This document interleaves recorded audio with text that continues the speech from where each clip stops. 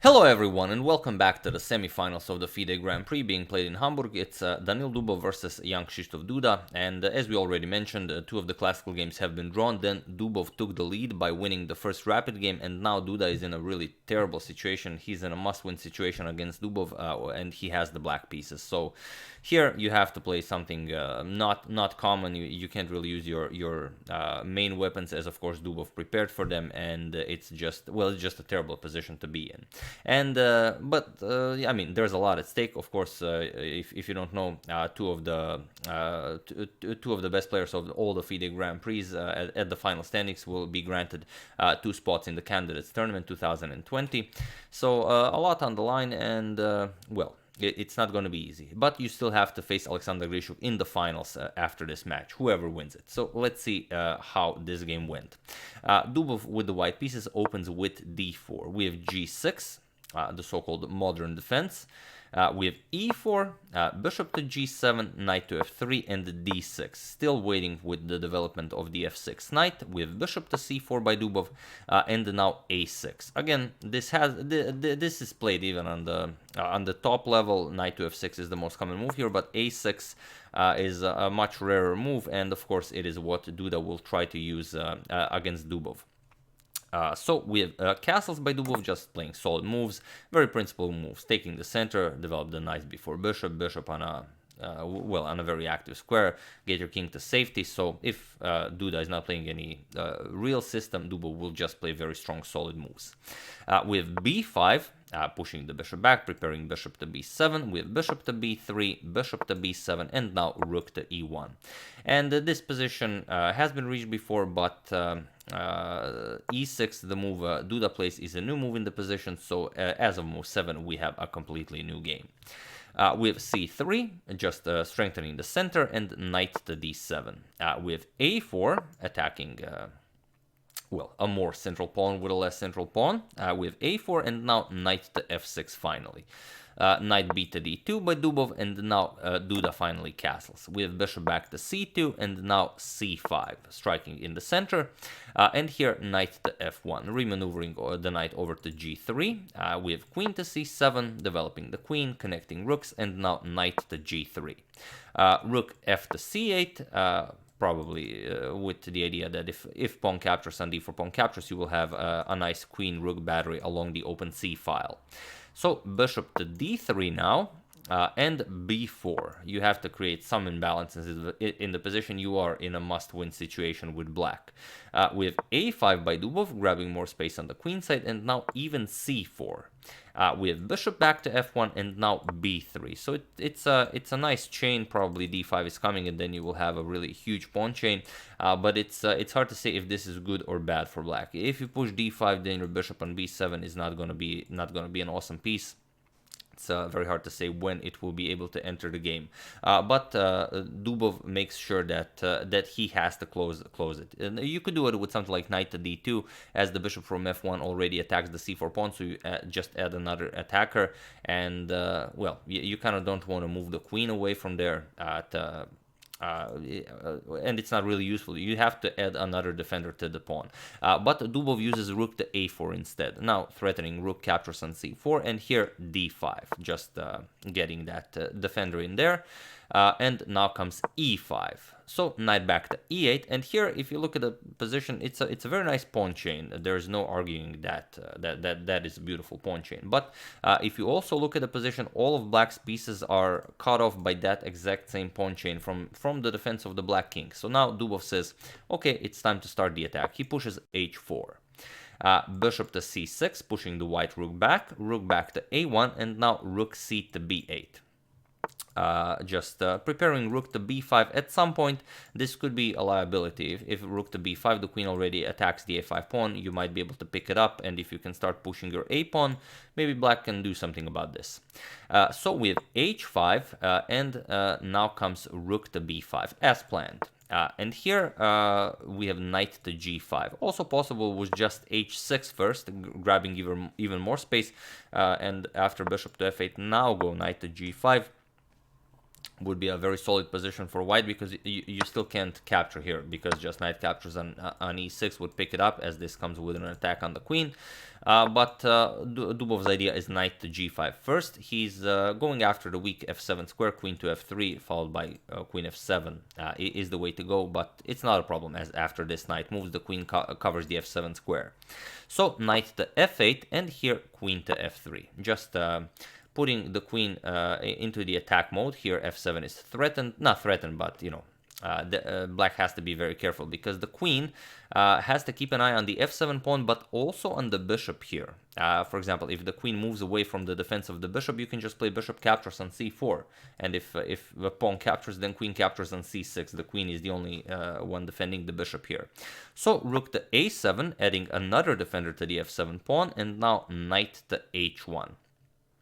There was the possibility of knight to h3 right away. For example, if rook captures on a5 now, rook captures on a5 now is impossible because of the idea that we've already shown. Queen captures, bishop captures here, just picks up the piece on c6.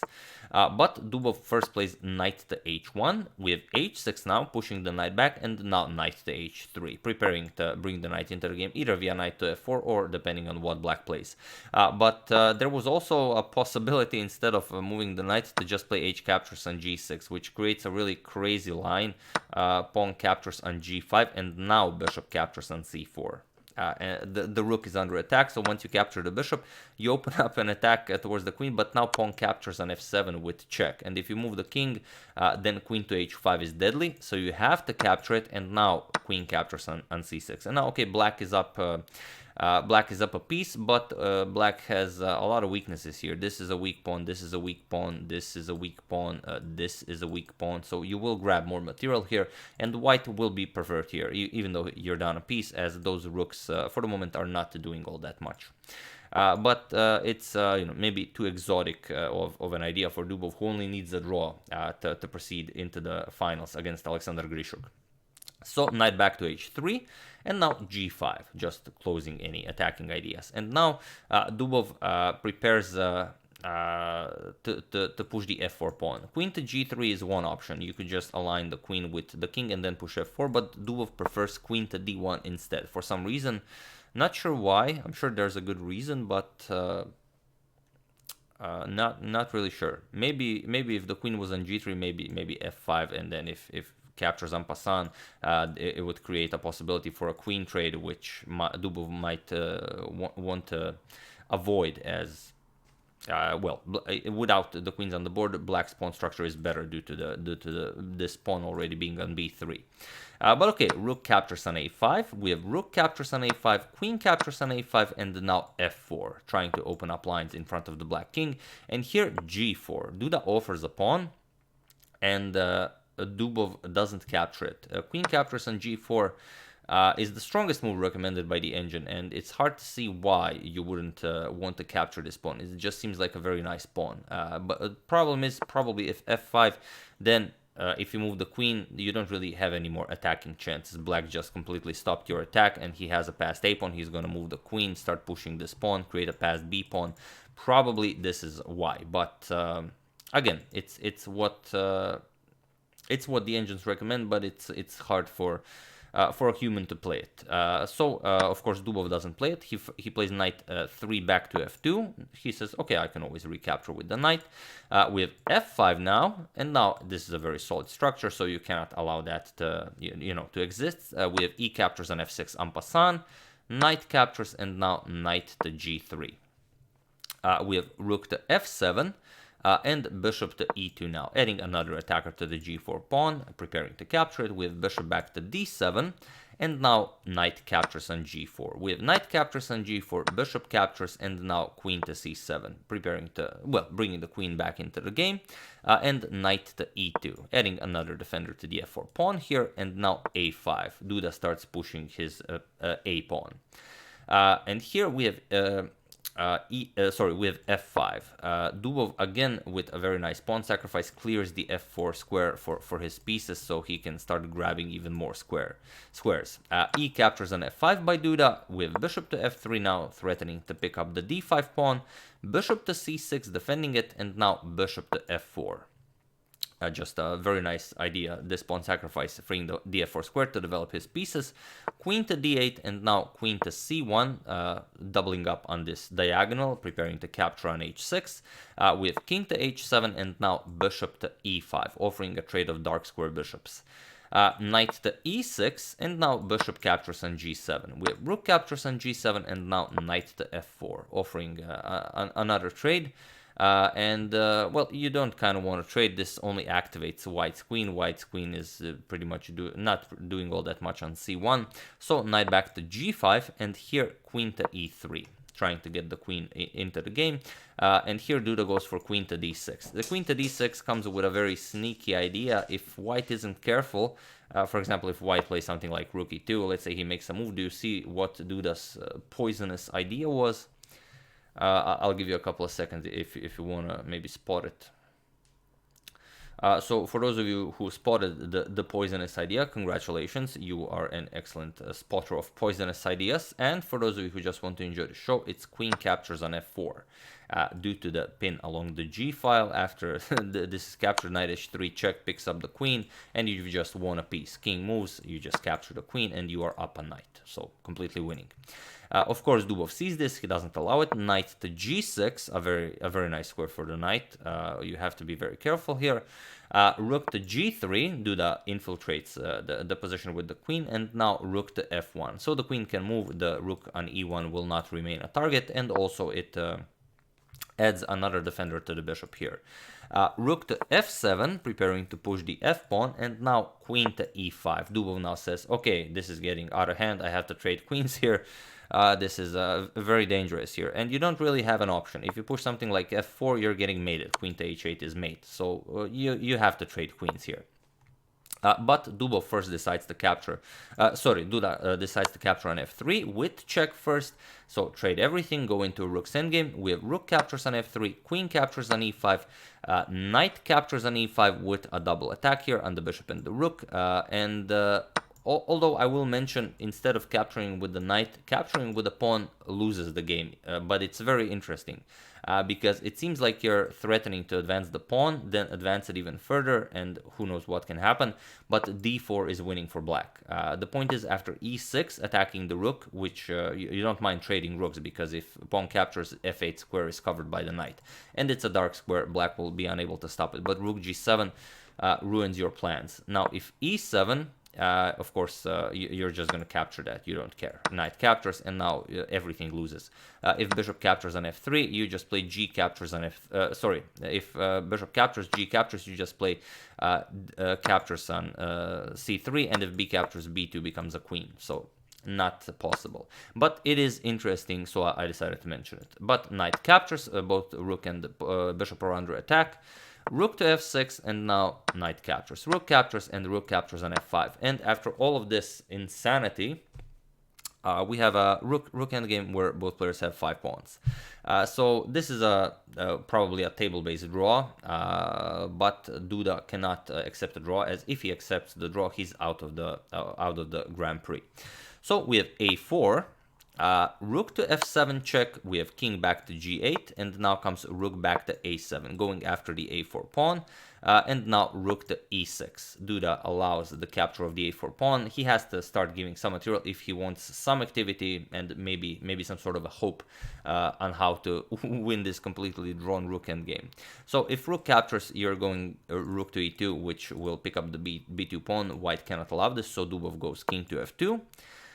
We have rook f6 check, and now king to e2. We have rook to f5, going after the h5 pawn. Now a pawn is traded, captures, and now rook back to a1, preparing to bring the rook into the game from behind. Rook to g5, attacking the g pawn, and now king f3, just defending it. Rook f5 check, king to e2, and king to g7. Now Duda starts bringing the king into the game.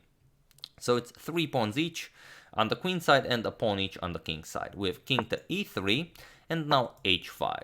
Everything is nicely protected. There are no targets in the position. This rook guards both pawns. We have king back to e2. Dubov is, of course, very happy with that, if Duda is very happy with that. We have king to g6, and now rook back to a8. Rook to f7, and now rook to a5, going after the pawn here, and rook to d7 now. So here Dubov just says, okay, I'm attacking your d5 pawn. You either have to defend it, or if you bring the king over to help out the defense of that, I'm just gonna bring my king over here. Maybe grab the h5 pawn. Let's call this a draw, and I'm gonna go to the finals. But after king to f3, we have king to g5, and now g3, and here rook to d8. Still not much happening on the board. We have rook to b5, and here rook to f8 check. King to g2, and here comes the magic move, king to f5. This is what Duda tries. He decides he's going to give up this pawn with check and also offer this pawn, so he would perhaps get some sort of a position where he can ask for more than a draw. And this is very dangerous stuff, gambling like this, because, although if you accept a draw, you don't... you're out of the Fide Grand Prix. But if you don't accept a draw, if you give 2 pawns in a rook's endgame, well, you can just lose a game. Although Duda understands that losing a game here is much less relevant than actually winning the game, if anyhow possible. So rook captures on d5 with check. Dubov, of course, grabs it. King to e4, and here Dubov makes a mistake. Rook captures on h5 is the way to go. It seems odd grabbing a pawn right away. When is that the correct path to take? The problem is after king to e3, you go rook to h2 right away, and now white is in time to defend the b2 pawn. For example, if you start going there with your king, you can just move the king, and the rook protects the back rank. And the black can't really afford to trade rooks with rook f2 check. You're just going to move the king, and now after captures, it's actually white who's winning due to the passed b pawn, and the black is too slow. So we have rook to, instead of capturing, which is great for Dubov, he plays rook to e5, and this is a game-changing tempo that allows Duda king to d3. And now how do you get the rook into the game to help out with the defense? You really don't. So here Dubov played d5, but now king to c2, going after the b2 pawn. We have rook to e2 check, and now king to c1 is a better move than king to d1, but both are very low on time. As king to c1 prevents the rook from ever moving. You cannot reach the d2 square. The king covers it to put the rook behind the passed pawn, and also if you move the rook, you're going to lose the b2 and the c3 pawns. But king to d1, pushing the rook back, and now comes rook to e5. Rook to e4 was better, as again you can go after this capture, but we have rook to e5 going after the h pawn now, and now comes king to c1, again going after the pawn. And here Dubov again changes his mind. Problem is, if you go rook to e2, then rook to d8 will be sufficient to pick up the d5 pawn. So we have rook to e4 now going after the c4 pawn instead of the h5 pawn, but it's much too late. We have rook to d8. There's always time for this. It's not rush. It's important to eliminate this guy here. We have rook captures on c4, rook captures on d5, and now rook to d4, offering a rook trade. Of course, Duda is not interested. We have rook to c5, and now c4. So what do you do here? King captures on b2, of course, and now Duda has a passed b pawn. We have rook to d5, again offering a rook trade, or rook captures on c4 followed by rook captures on h5, which happened in the game. So it's a rook's endgame, 1 pawn each, but this pawn is much faster to the queening square than this pawn. So king to c3, freeing up the b file for the pawn to queen. You cannot go behind the pawn because rook just blocks it. So we have rook to h1, but now b2. We have king to h3, start preparing to push your own passed pawn, but now king to b3. We have rook to b1, very important, as rook to c1 is the threat. If you block the rook's attack towards the b1 square, you can just queen on the next move. So rook to b1, pretty much forced, but now rook to c1 nonetheless. And here Dubov was forced to play rook captures on b2 with check. King captures, and now we get this position. Is white in time to push this pawn all the way, and the pawn and king, because you have to sacrifice the pawn for your opponent's rook. Give up the pawn for the rook if you want to draw this. So let's see what happens if you start pushing the pawn right away. If you start pushing the pawn right away, rook g1, now king h4, you have to help escort the pawn with the king. King c3, king g5, you have to also prevent the black king from reaching the pawn. King d4, you're going to go king to f5, now you're going to go king d5, g5. King to d6, you're gonna go king to f6, but now rook f1 check. You have to go back with the king to the g file, king g7, now comes king e6, you're gonna go g6, and now king to e7. King g8, you're gonna go rook g1, and now after pawn reaches the g7 square, now you attack it twice. King f6, and now finally after the king reaches the corner, now you don't capture, otherwise it's stalemate, but you just push the king, and now it's game over. Either you move the king and you capture the pawn with check, you continue to checkmate the white king, or you bring the queen into the game, and now just check, and after 2 more moves, it's a very nice checkmate. So g4 doesn't work. Dubov tries to go for king to g4 to activate the king right away, but king c3 with king to f5 and rook f1 check. King to e5, and now comes rook to g1. King to f4 guarding it, and now king to d4. And it was in this position that Daniil Dubov resigned the game, and incredible, but there you have it. Duda is back in the match, he equalizes, and they proceed to another rapid game. Which is just insane. With the black pieces in a must-win situation against a wizard like Dubov, this is a very impressive victory by Duda. And if you ever find yourself in a completely drawn Rook's endgame, here is your proof that it can happen. Things happen in chess. But yeah, he resigns, as this is even a worse position than the one we analyzed. The king already reached the king on the 4th rank, so there's no way you can do this. And of course, both of them know this.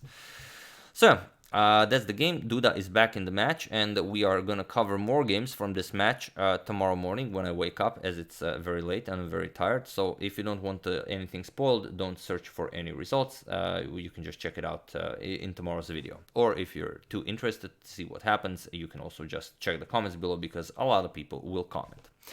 So yeah, that's the game. I do hope you enjoyed it. I would like to thank Pavan Karamcheti for a contribution to my channel. Thank you a lot, I really appreciate it. As usual, you can check 2 of my previous videos here. Thank you all for watching. I will see you soon, continuing the coverage of this match to see who Krzysztof meets in the finals. Checking up on your wonderful suggestions, and still continuing to decide on the next big saga. So thank you all. I will see you soon, and have an excellent rest of your day.